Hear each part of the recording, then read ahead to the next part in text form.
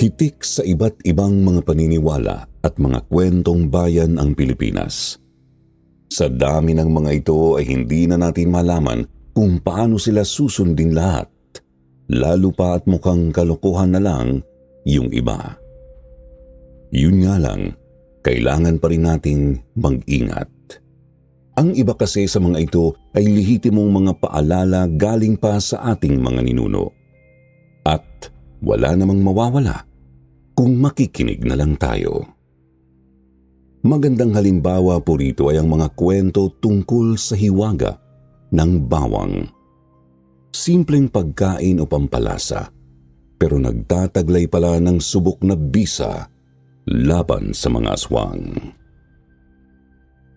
Hi Sir Jupiter, itago niyo na lang po ako sa pangalang Morty.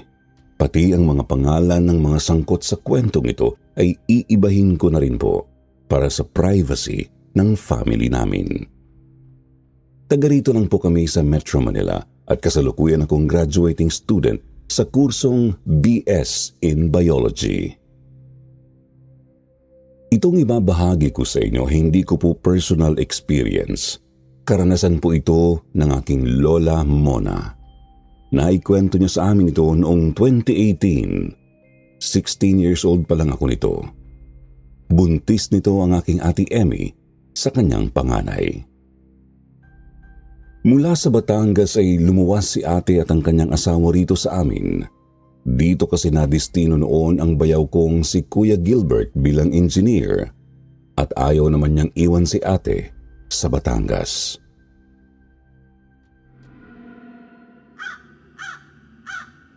Unang gabi pa lamang nila dito ay may kakaiba na pong nangyari. Matapos po kasi naming maghapunan ay bigla na lang may humuning uwak sa labas ng bahay. Agad po akong lumabas para tignan yon, Sir Jupiter. Pinigilan ako ni Lola Mona pero di ako nakinig. Dumiretso lang ako sa may likod bahay kung saan nagmumula yung tunog. At doon ay bigla na lang akong napatakip sa ilong ko nang makaamoy ng masangsang. Nakita ko ring naroroon pala ang itim na ibon sa may bubong ng kapitbahay. Nakadapo iyon sa may gilid ng alulod, ngunit nakaharap sa bahay namin. Sinubukan kong hanapin ang pinagmumulan ng amoy bulok na karne, pero nagtataka lang ako. Natutukoy ko kasing ang ibon din mismo ang mabaho. Hindi ko malaman kung paano nangyari yun kasi malabo namang maging ganun katindi ang amoy ng isang ibon. Hanggang sa nagulat na lang ako nang biglang hablutin ni Lola Mona ang braso ko. Agad din niya akong hinila papasok. Pagkasara ng pinto ay kinandado niya yun at sinermonan ako. Bakit daw ba ayaw kong makinig? Sinabi na nga raw niyang wag akong lalabas, tumuloy pa rin ako. Dugtong pa niya, hindi raw kasi namin dapat lapitan ang ibon na yun dahil malamang na isa yung aswang. Napataas ako ng kilay, maski sina Ate Emmy at Kuya Gilbert ay nagtaka rin sa sinabi ni Lola. Sabat naman ni na Papa at Mama. Maniwala na lang daw kami kay Lola Mona dahil siya ang may alam sa mga ganong bagay. Napalingon ako ulit kay Lola. Seryoso itong nakatingin sa akin. Sinabi niyang may aswang dahil may buntis sa bahay namin noon. At kapag hindi kami nag-ingat, baka mapano pa ang ate ko at ang kanyang dinadala. Kaya naman napayuko na lang ako at tumango. Ayoko nang madagdagan ang sermon sa akin. Ilang sandali pa ay sinabi ni Lola na magdikdik at maghanda ng marami-raming mga bawang. Nagangat ako ulit ng tingin, kako aanhin naman niya ang bawang. Tugon naman ni Lola, malaki raw ang pakinabang ng bawang para itaboy ang mga aswang. Di ko naman napigil na mapatawa ng konti. Ano naman kasi kako ang magagawa ng bawang sa aswang? Kasi nga di ba mahiwaga at makapangyarihan ang mga nilalang na iyon ng dilim. Bakit naman sila maitataboy ng simpleng bawang lang? napabuntong hininga si Lola Mona. Muli niyang hinawakan ang isang braso ko at hinila ako papuntang sala. Sinenyasan din niya sina ate at kuya na sumunod. Si mama naman ay siya nang kumuha ng bawang na pinapahanda ni Lola. Pinaupo ako ni Lola sa isang sofa at doon naman siya pumwesto sa tapat ko. Magkatabi naman sa pahabang sofa sina ate Emmy at kuya Gilbert. Natahimik kami ng ilang sandali. Ang huni lang ng uwak ang naririnig ko mula sa labas. Nakapikit naman si Lola habang nakaupo. Nakatukod ang mga siko sa magkabilang hawakan ng sofa at nakadaop naman ang mga palad. Ilang saglit pa, nagsimula na siyang magsalita. Alam niyo kasi mga apo ko, ako mismo ay nabiktima ng isang aswang noong kabataan ko. Napakatinding takot at lungkot ang idinulot ng karanasang iyon sa akin. Hanggang ngayon nga ay di ko malimot-limutan. Ayokong danasin din ninyo yun kaya mahigpit ang mga habilin ko sa inyong mag-ingat kayo sa mga ganong halimaw. Muling natahimik ang sala. Napamaang na lang kami ni na ate at nang bayaw ko sa narinig. Si Ate Emmy ang bumasag sa katahimikan namin.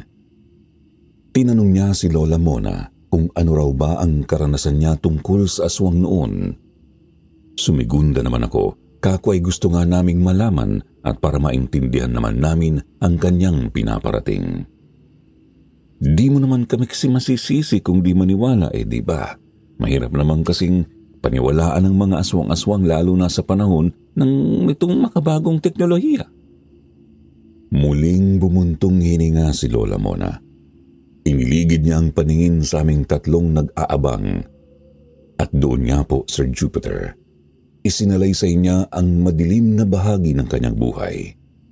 Isang kwentong siya rin pong ibabahagi ko sa inyo ngayon, mga kasityo.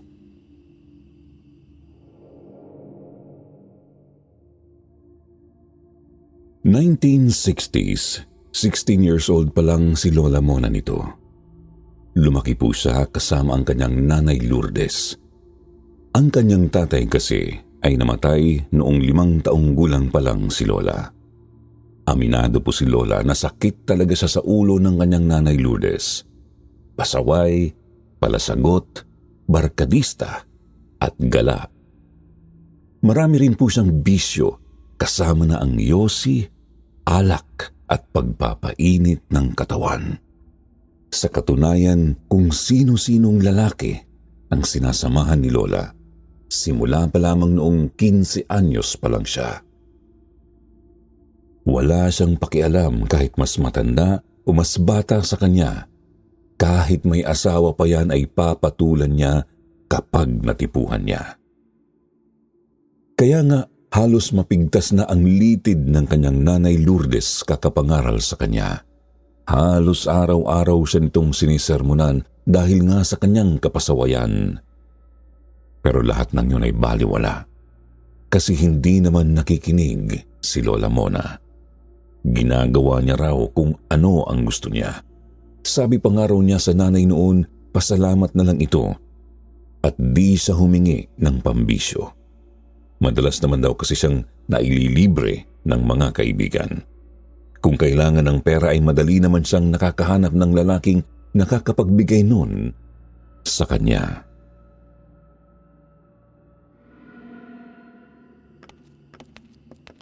Isang gabi raw po, gaya sa karaniwan, gumala na naman si Lola. Kasama po niya noon ang best friend niya na si Conching. Pauwi na sana si Lola noon nang ayain siya ng kaibigang mag-sleep over sa bahay nito. Agad namang pumayag si Lola kasi karaniwan naman nila yung ginagawa.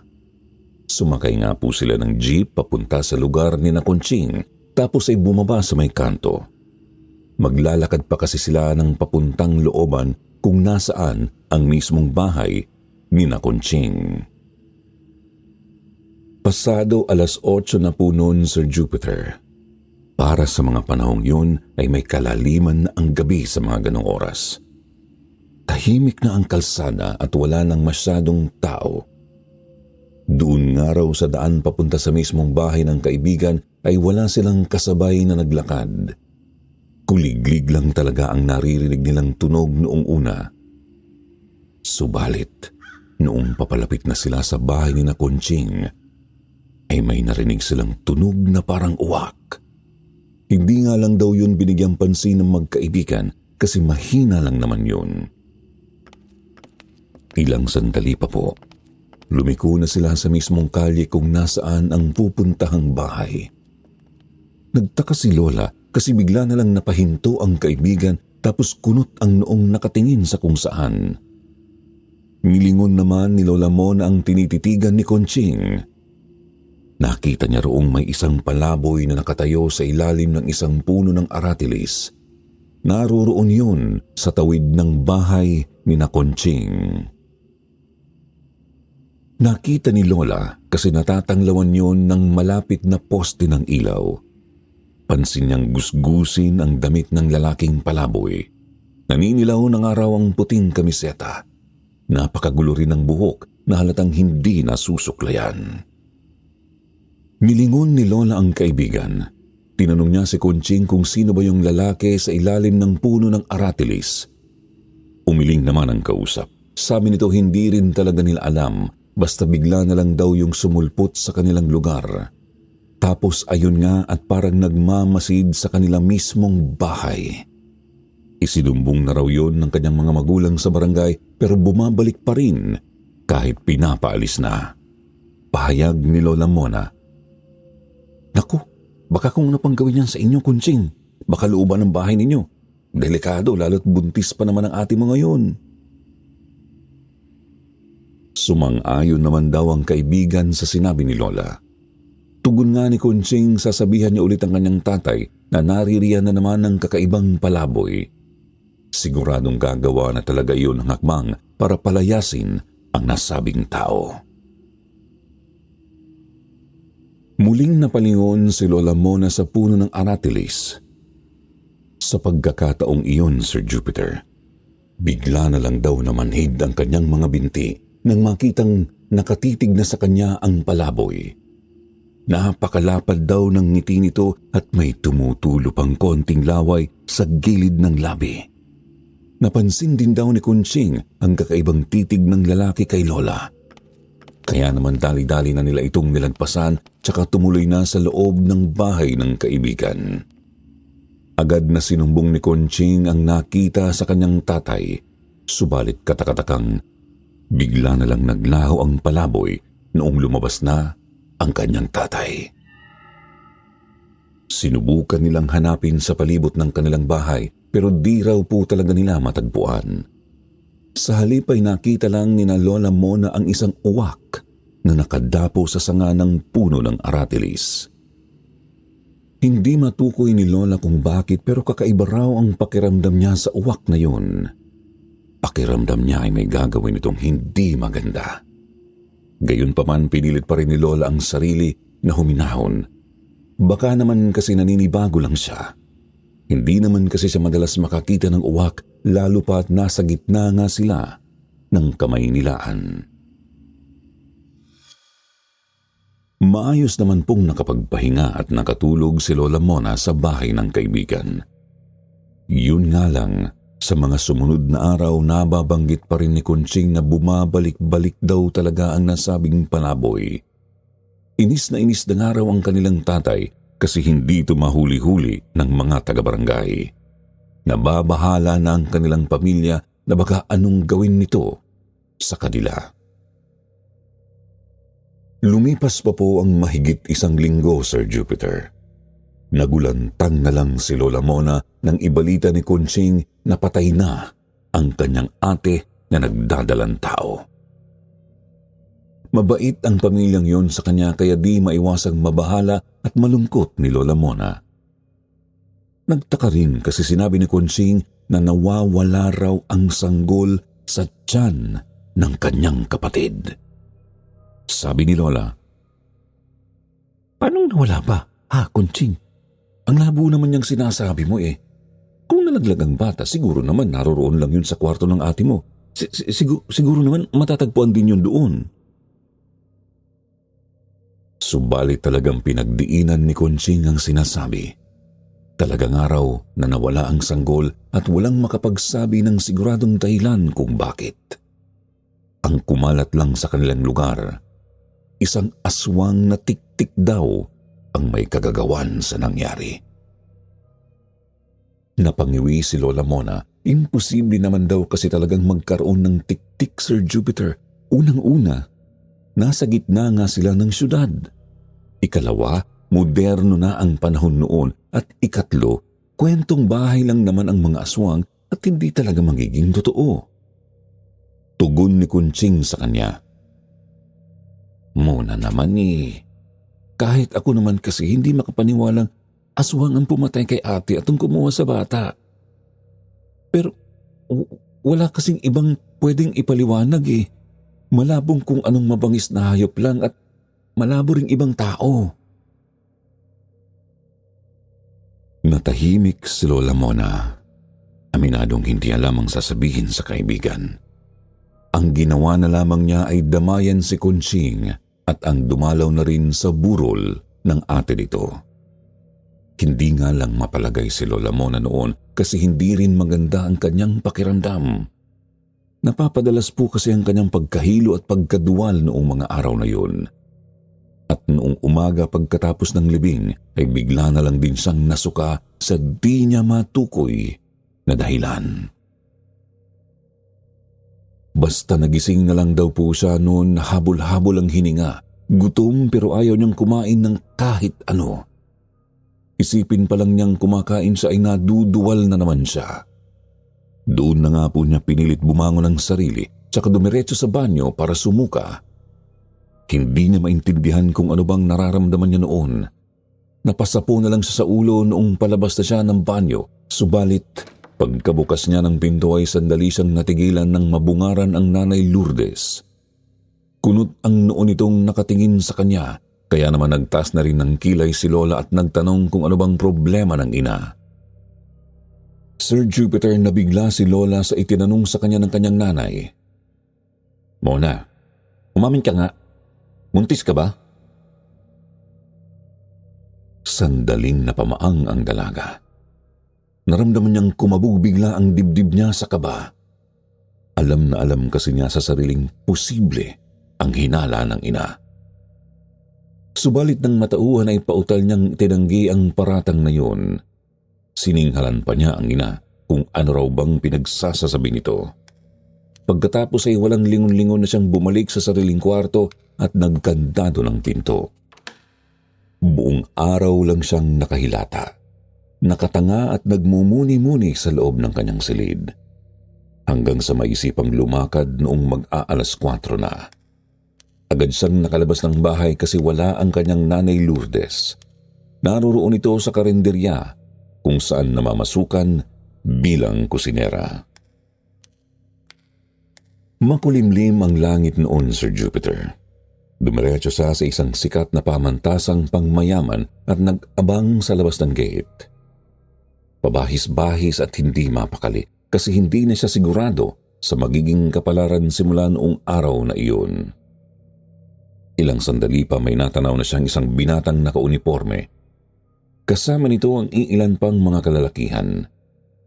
Nang matanaw siya nito ay agad na kumunot ang noo nito. Pagkatapos dali-dali siyang hinila nito sa bangketa.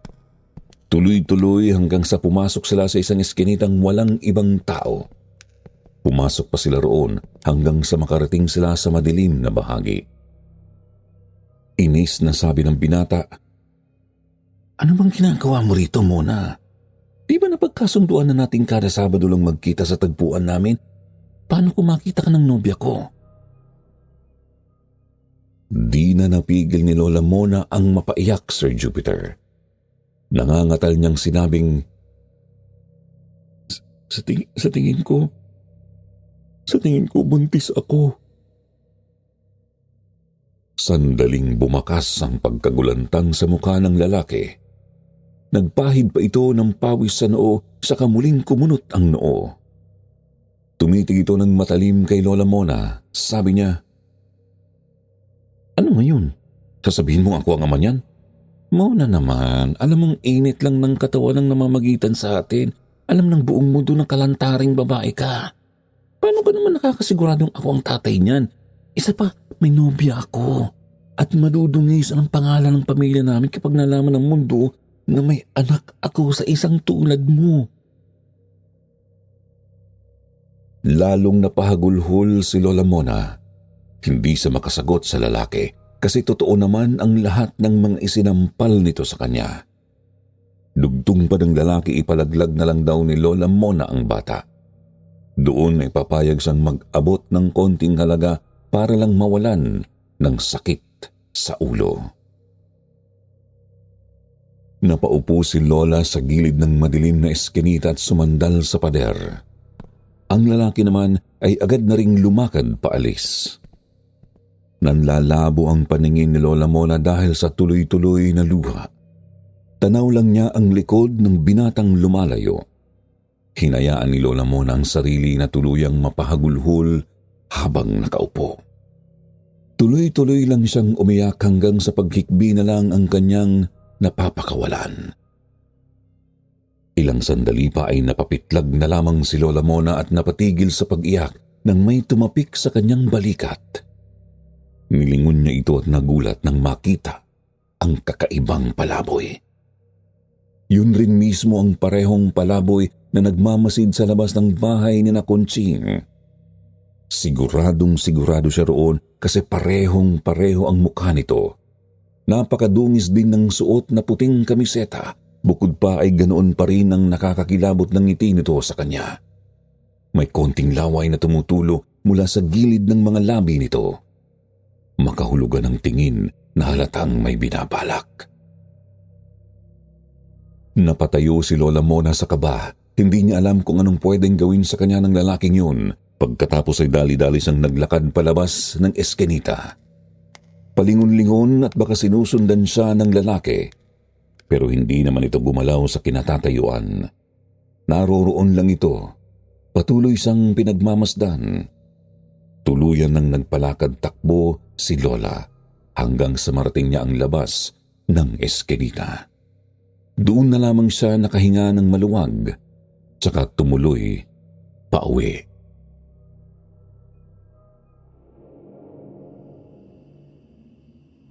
Noong gabing yun ay hindi po siya naghapunan. Nangatwiran na lamang siya sa inay na kumain na siya sa labas. Nagkulong lamang siya sa kwarto at umiyak ng umiyak. Gumugulo sa isip ang kanyang kalagayan at ang pagpapasya kung magpapalaglag ba o hindi.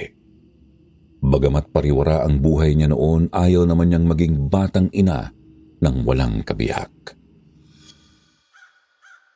Hindi niya namalayang nakatulog na pala siya noon. Kinaumagahan, iritable siyang nagising dahil sa sama na naman ng pakiramdam. Idagdag pa ang amoy ng ginigisang bawang mula sa kusina. Dati pa lamang ay ayaw niya na talaga sa bawang, pero parang mas malala ang pagkainis niya sa amoy ng bawang noong umagang yun. Bumangon siya, lumabas ng kwarto at dumiretso sa banyo. Sumuka na naman po siya ulit. Lumakas ang kutob niyang talagangang siya ay buntis.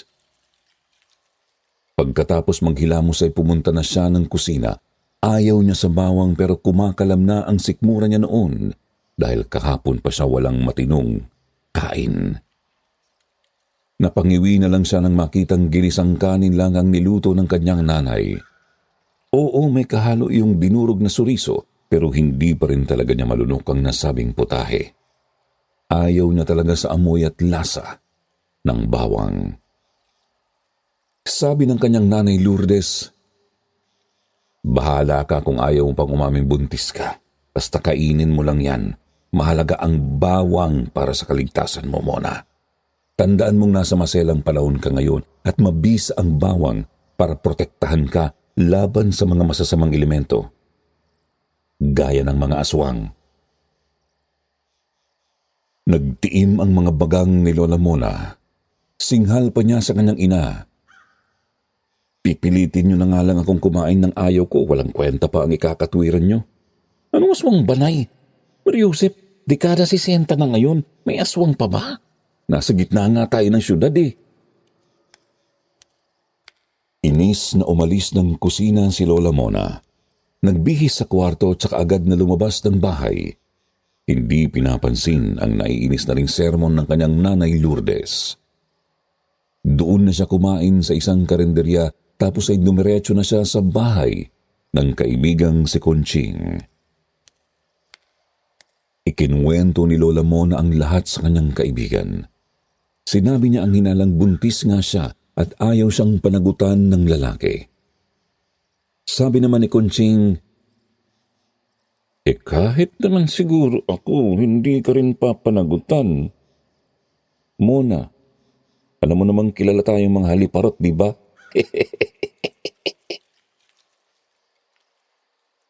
Napabuntong hininga si Lola Mona.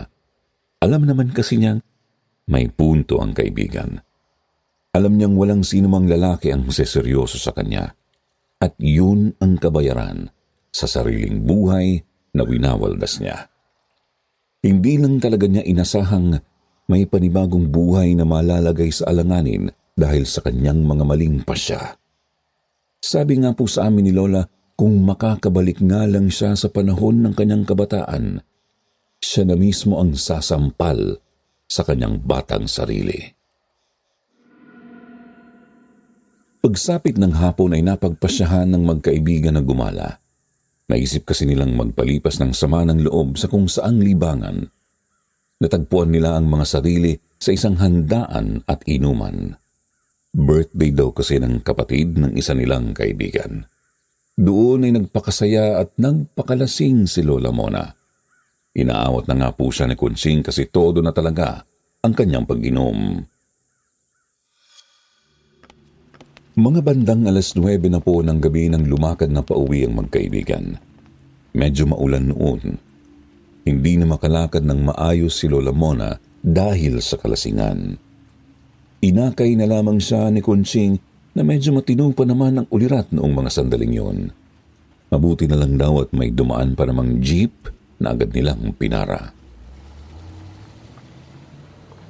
Nakababa ang mga trapal ng jeep na yon dahil nga medyo maulan. Pati sa bandang pinto sa likod ay may trapal din. Yun nga lang ay silang dalawa lang ang pasahero noon. Nagtanong pa ang driver kung saan daw ba sila bababa kasi pagarahin na raw ito. Sinagot naman iyon ni Conching at nalamang madadaanan pa naman ng jeep ang kanilang bababaan. Banayan naman daw ang unang mga minuto ng biyahe nila, Sir Jupiter. Tuloy-tuloy ang takbo ng sasakyan lalo't wala pang traffic noon. Si Lola naman ay babagsak na talaga halos ang katawan dahil sa kalasingan. Wala rin silang ibang marinig kundi ang makina ng jeep at mga patak ng ulan. Hanggang sa nagulantang na lamang sila nang kumalabog ang bubong ng jeep. Kalabog na parang may malaking hayop o isang tao ang lumundag papunta roon. Agad na napapreno ang driver. Napatili si Conching. Si Lola Mona naman ay bahagyang nahimasmasa ng pagkalasing dahil sa gulat. Dali-daling bumaba ang tsoper ng jeep para tignan ang bubong. Kita ni na Lola na napakamot ito sa batok dahil sa kung anong nakita. Magtatanong na sana si Lola kung ano ba ang nangyari, ngunit natigilan ng may maulinigang tunog ng isang uwak. Nakita ni na Lola Mona at Conching na tarantang tinignan ng driver ang mga pinagkakabitan ng mga trapal. Umikot ito sa magkabilang bahagi ng jeep. Inayos ang mga yun tapos bumalik sa kanyang upuan. At walang ano-ano'y agad niyang pinaharurot ang sasakyan. Dinig pa rin nila ang paghuni ng uwak sa bubong. Doon na nagtanong si Lola Mona kung ano ba yung kumalabog. Sumingap ang tsoper. Saka sinabing yung uwak lang daw ang nakita niya sa bubong. Sabat ni Conching paano naman makakagawa ng ganong kalakas na kalabog ng isang ibon. Sa narinig daw kasi nila ay dapat isang malaking aso o tao ang may gawa nun. Pahayag naman ng tsoper. Kaya nga, sigurado kung hindi pangkaraniwang uwak yan. Aswang yan. Hindi ko alam kung anong pakay niya sa akin o baka naman may buntis sa inyong dalawa. Napalunok ng laway si Lola Mona. Maski si Kunching ay natigilan din. Sandali silang natahimik. Makina ng jeep, mga patak ng ulan at ang uwak lang ang naririnig nila. Ilang sandali pa sinabi ng driver na kailangan nilang mag-ingat pagbaba ng sasakyan. Magmadali silang makauwi, baka kasi ano pa ang gawin sa kanila ng aswang. Napalingon si Lola sa labas ng jeep at natauhang malapit na pala sila sa bababaan. Doon yun sa may kanto papunta sa bahay ni na Kunching. Lakas loob na pumara si Kunching. Pagkahinto ng jeep ay tuluyan na ring naglaho ang pagkalasing sa sistema ni Lola Mona. Ang nararamdaman na lang niya noon ay grabing sakit ng ulo at pananayo ng balahibo.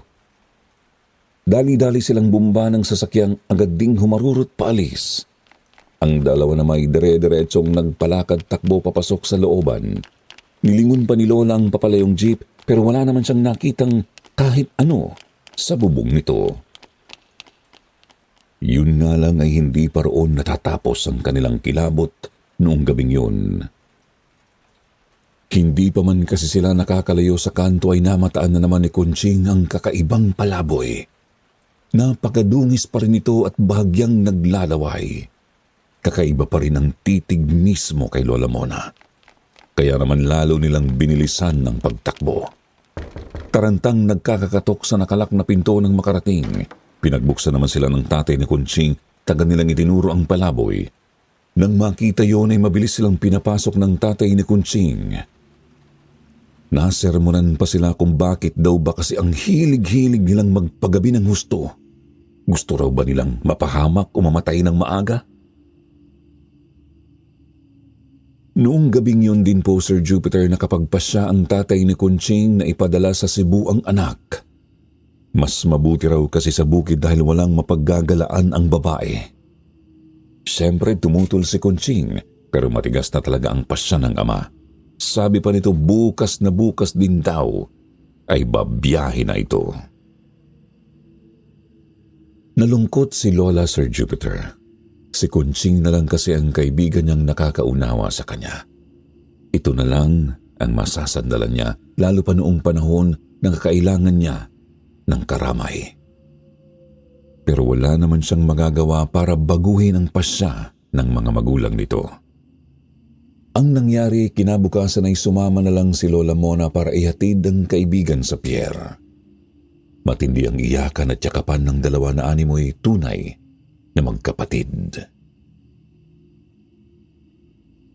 Takip silim na po nang makauwi si Lola Mona noon. Hindi pa nakakauwi ang kanyang nanay Lourdes. May adobong sitaw sa hapag pero halatang sinadya ng kanyang nanay na lagyan ito ng sandamukal na bawang. May isang tali pa nga ng bawang na nakapatong lang din sa lamesa. Napangiwi si Lola nang maamoy ang bawang kaya hindi na lang siya kumain at tumuloy na lang sa kwarto. Nagmukmok. Nag-isip na naman kung ipapalaglag ba ang bata o hindi. Narinig pa niyang nagbukas-sara ang pinto ng sala pagdating ng kanyang nanay.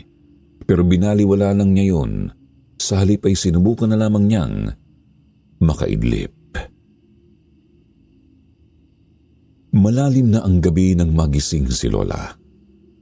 Bumangon siya para sana uminom ng tubig sa kusina. Subalit nang mapatingin siya sa bintana ay nagulantang siya nang makita niya ulit ang kakaibang palaboy. Naroon yun sa tawid ng kanilang kalye. Nginitian siya nito at dinilaan pa ang sariling labi. Tarantang sinara ni Lola ang mga bintana ng kanyang kwarto at ibinaba ang mga kurtina. Naguguluhan kung paanong natuntun ng palaboy na yun ang kanilang bahay. Ano ba talaga ang kailangan nito sa kanya? Pagkasara ng mga bintana ay doon na lumabas ng kwarto si Lola. Kumakalabog ang kanyang dibdib nang magpunta siya sa kusina. Uminom siya ng 2 basong tubig tsaka naghabol ng hininga. Babalik na sana siya ng kwarto para subukang makatulog ulit, subalit pagkabukas niya ng pinto ay napasigaw na lamang siya nang makitang may anino sa labas mismo ng saradong jealousy. Kitang-kita niya ang anino ng palaboy na pilit idinidikit ang sariling mukha sa mga grills sa labas ng bintana.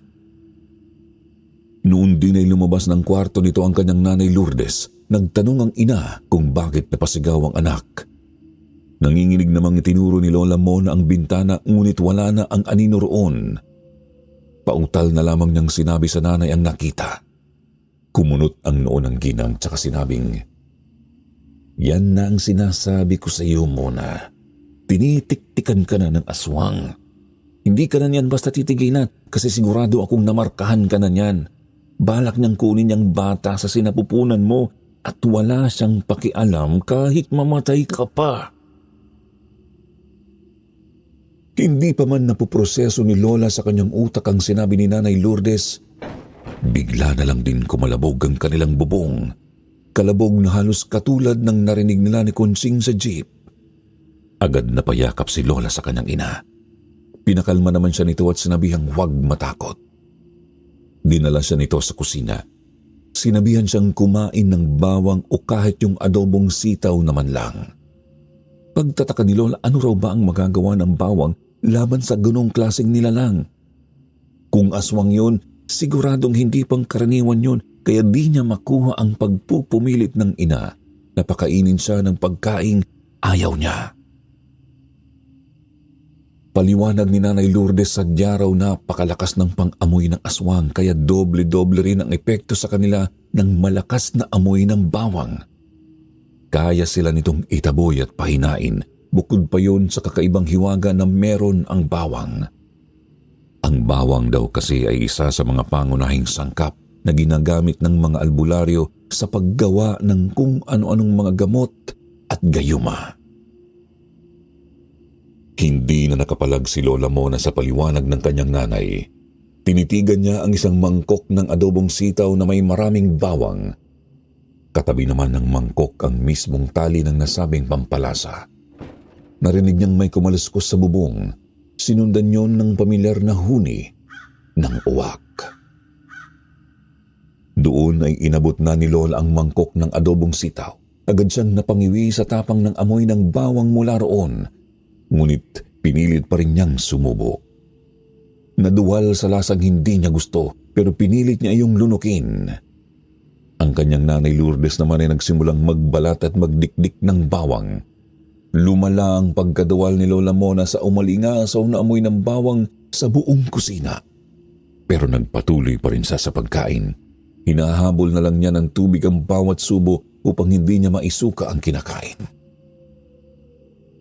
Hanggang sa namalayan na lang niyang naubos na niya ang adobong sitaw na may maraming bawang. Nakiramdam siya at hindi na marinig ang kaluskos at huni ng uwak. Doon ay nakahinga na ng maluwag ang mag-ina. Bagamat nangangamba pa rin si Lola Mona na baka bumalik ang palaboy. Noon din po ay nag-usap ng masinsinan ang mag-ina, Sir Jupiter. Inamin na ni Lola Mona ang kanyang pagdatalang tao. Kita niyang napaiyak ang kanyang Nanay Lourdes.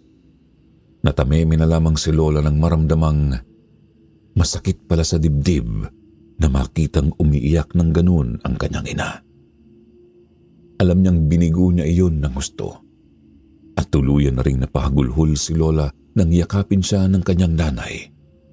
Patunay kung gaano siya kamahal nito sa kabila ng kanyang kasalanan.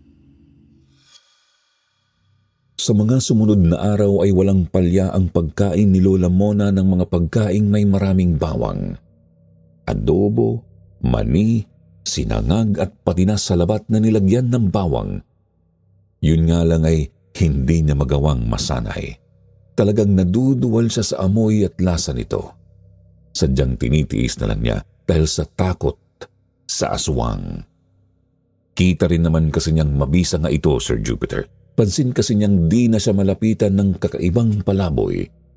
Natatanaw lang niya ito sa malayo at galit na nakatitig sa kanya. Hanggang sa sumapit ang ika-4 na buwan ng tiyan ni Lola Mona. Naging maayos naman po ang kanyang pagbubuntis pero talagang hindi niya makuhang magustuhan ang pagkain ng bawang sa araw-araw. Subalit, isang umaga, may namataan siyang isang lalaking naglalako ng mani. Nakadungaw pa lamang sa bintana si Lola Mona noon, pero amoy na niya ang bawang na nakahalo sa paninda ng tao. Ang ipinagtataka lang niya ay kung bakit natatakam siya sa amoy na yun. Bahagya pa nga po siyang naglaway at sandaling natulala. Kaya naman, dali-dali siyang dumukot ng mga barya at agad na lumabas ng bahay. Hinabol niya ang lalaki at saka bumili ng isang supot ng mani.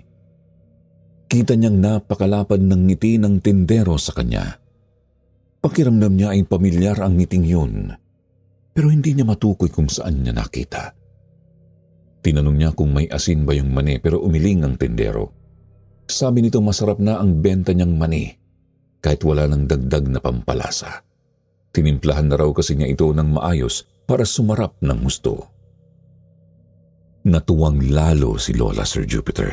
Hindi pa man po siya nakakapasok ng kanilang bahay ay agad na siyang dumukot ng mani. Talaga raw pong kakaiba ang sarap ng adobong maning yun. May nadampot pa nga siyang bawang na sobra rin niyang nagustuhan ng kainin, kaya agad niyang naubos ang biniling isang supot ng mani.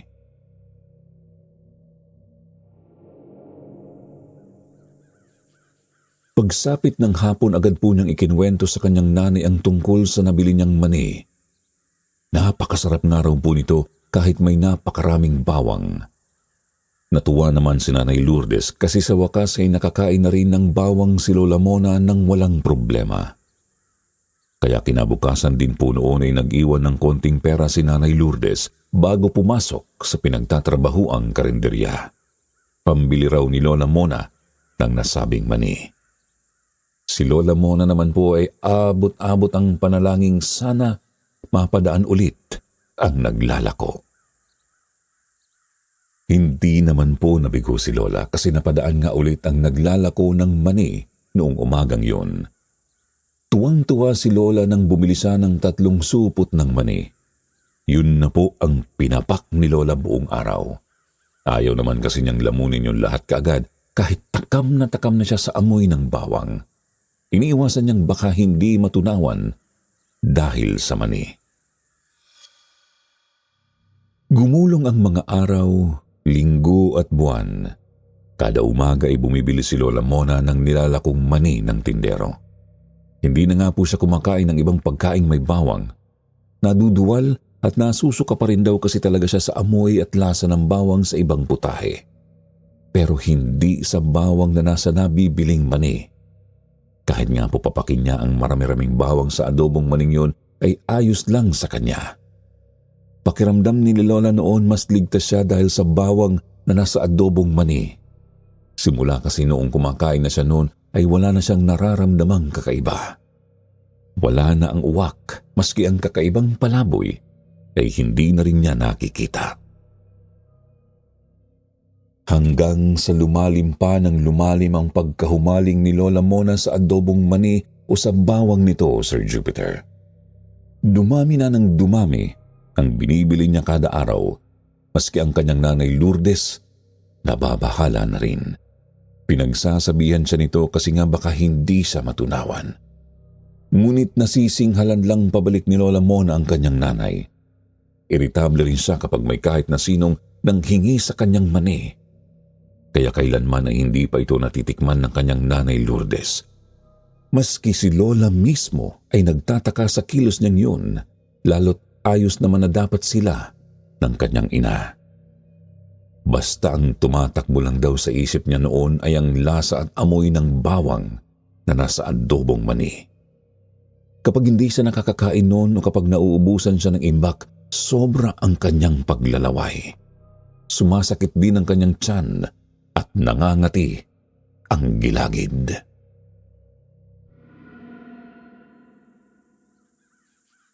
Gumulong pa po ang mga araw. Sumapit ang ika-6 na buwan ng tiyan ni Lola Mona. Isang hapon ay tuwang-tuwa siya nang dumating ang matalik na kaibigang si Conching. Kaarawan daw kasi ng nanay nito kaya pinayagan siyang bumalik pansamantala sa Kamaynilaan. Masayang nagkamustahan ang dalawa. Nalaman ni Lola na naging maayos naman ang buhay ni Conching sa Cebu kahit malungkot.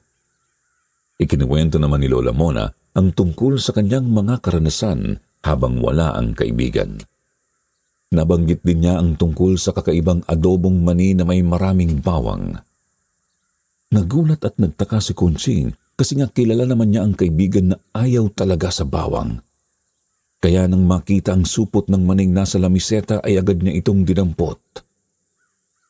Agad na nag-init ang bumbunan ni Lola Mona. Ayaw nga niyang may manghingi noon pero hindi nagpaawat ang kaibigan. Sinabi nitong, "Gusto ko lang namang malaman kung anong meron sa maning ito, Mona. Ba't nagagalit ka kaagad? Titikman ko lang naman."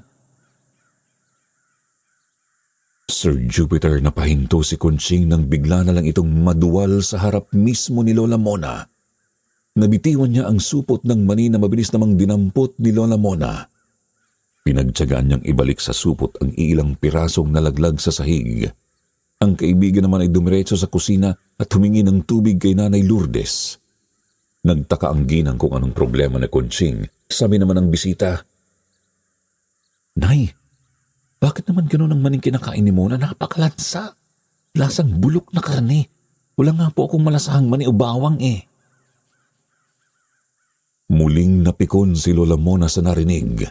Galit na galit ito dahil sa masamang sinabi ng kaibigan tungkol sa kanyang paborito. Nataranta naman si Nanay Lourdes at mabilis na hinablot ang supok na hawak ng anak. "Sir Jupiter, sinabi sa amin ni Lola Mona na hindi niya maintindihan kung bakit ganoon ang ikinilos niya noong sandaling yon. Basta tuluyan daw siyang nalunod sa matinding galit sa kanyang nanay at kaibigan. Dinig niyang sinabi niyang kanyang nanay kay Conching na, "Pigilan mo si Mona, Conching. Ilayo mo siya sa maning ito. Nakakainis. Bakit hindi ko ito napansin agad? Naisahan tayo ng kutong lupang aswang. Nakakainis." Nakita ni Lola na naghihiwa ng kalamansi si Nanay Lourdes. Aktong ipapatak na niya iyon sa adobong mani ng tuluyang magdilim ang paningin ni Lola Mona. Ang natatandaan lang niya noon ay ramdam niya ang pilit na pagpigil ng kaibigan sa kanya. Pagkatapos ay umalingasaw din sa kanilang kabahayan ang napakabahong amoy mula sa kusina. Nanginginig din ang kanyang kalamnan na talagang madiin ang pagngingit-ngita ng kanyang mga bagang dahil sa galit. Naalala rin daw niyang nagpakawala siya ng ungol na alam niyang hindi naman niya boses. Sumakit ang kanyang tiyan, sumipa ng husto ang sanggol na nasa loob. Sumakit iyon ng sumakit hanggang sa mawalan na nga siya ng malay. Pagkagising niya, ay nakita niya ang sariling nakahiga sa kanyang kama. Nakatali ang pareho niyang mga braso at binti. Ang kanyang Nanay Lourdes naman at kaibigang si Conching ay nakaluhod sa sahig at nananalangin. Noon din po, Sir Jupiter, agad siyang napadaing ng makaramdam ng sakit sa tiyan. Napahinto si Nanay Lourdes at Conching sa pagdarasal nang marinig si Lola Mona. Tinatanong sila ni Lola kung bakit ba siya nakatali. Sagot naman ni Nanay Lourdes, "Anak, pasensya ka na, pero nawala ka kasi sa sarili kanina. Siguro epekto na yun ng kinakain mong pagkain gawa ng aswang."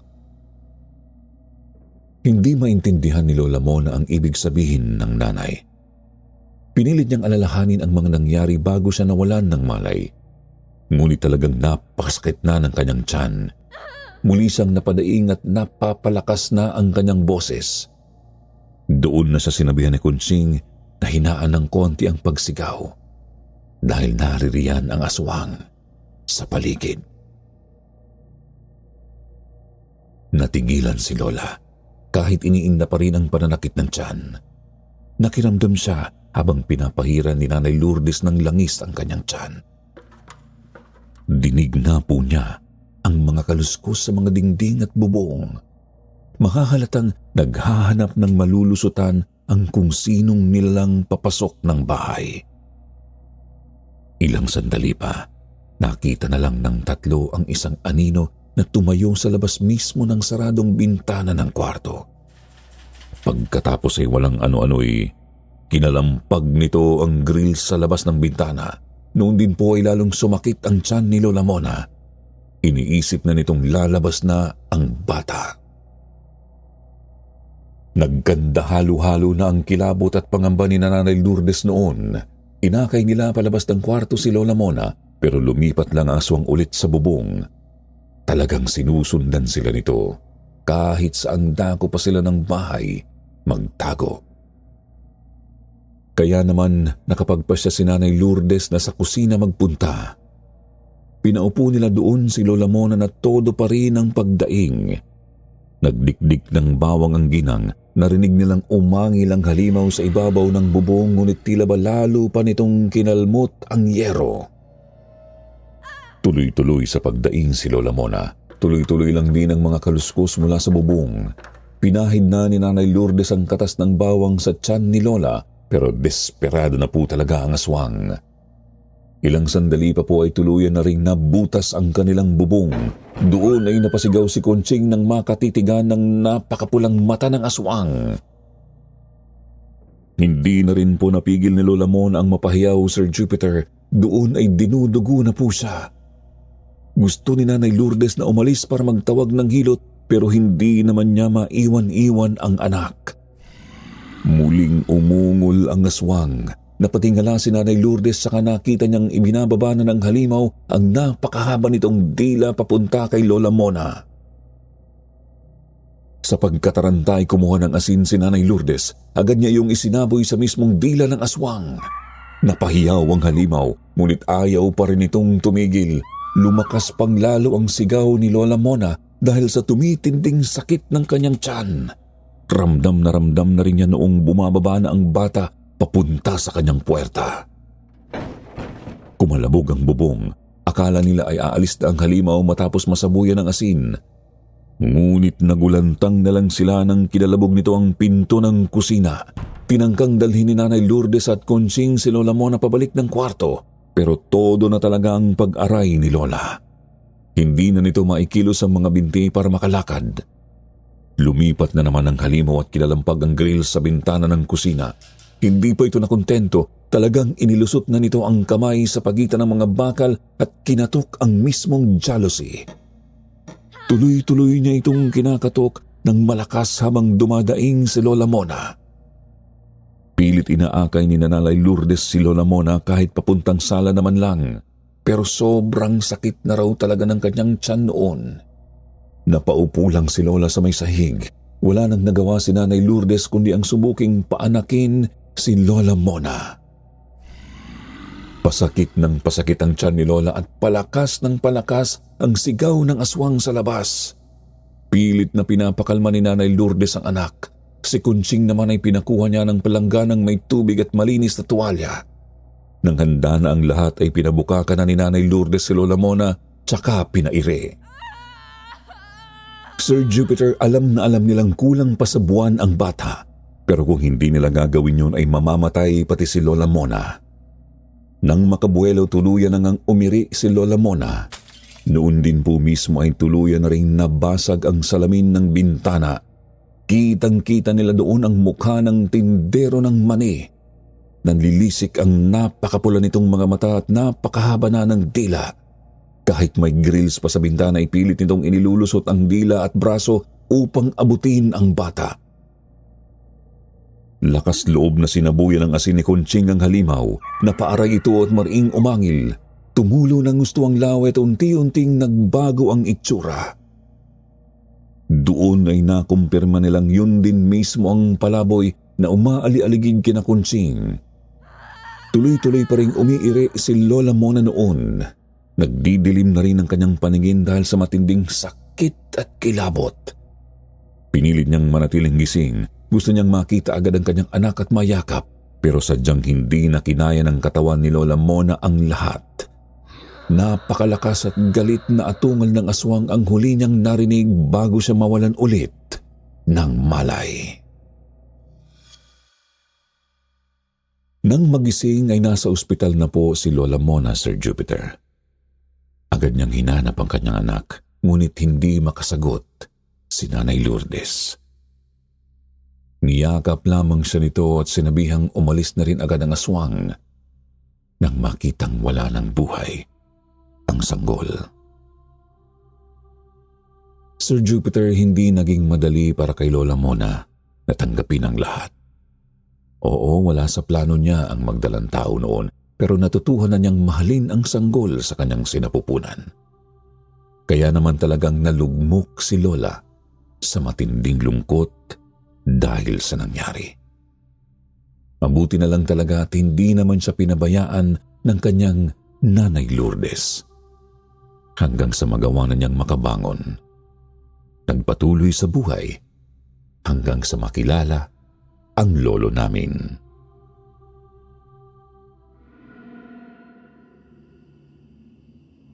Natahimik kami ni na Ate Emmy at Kuya Gilbert sa narinig. Maging si Lola Mona ay hindi na rin napigil na mapaiyak ng bahagya. Opo, mahirap paniwalaan. Pero hindi naman kasi pwedeng gumawa-gawa lang si Lola Mona ng ganun kasensitibong kwento. Kaya sigurado akong tunay niyang karanasan ang salaysay na iyon. Dahil po doon, hindi na kami pumalag sa mga pangaral ni Lola tungkol sa mga aswang. Mukhang epektibo rin naman po kasi nawala na nga ang tunog ng uwak matapos magdikdik ng bawang ni Mama. Nakatulong din ang mga pangaral ni Lola para maging maayos ang pagbubuntis at panganganak ni Ate Emmy. Hanggang dito na lang po itong liham ko, Sir Jupiter. Sana po ay kinapulutan ninyo ito ng mahahalagang aral. Huwag babaliwalain ang mga kwentong bayan. Sigurado naman kasing karamihan sa mga yan naglalaman ng mahahalagang mga katotohanan.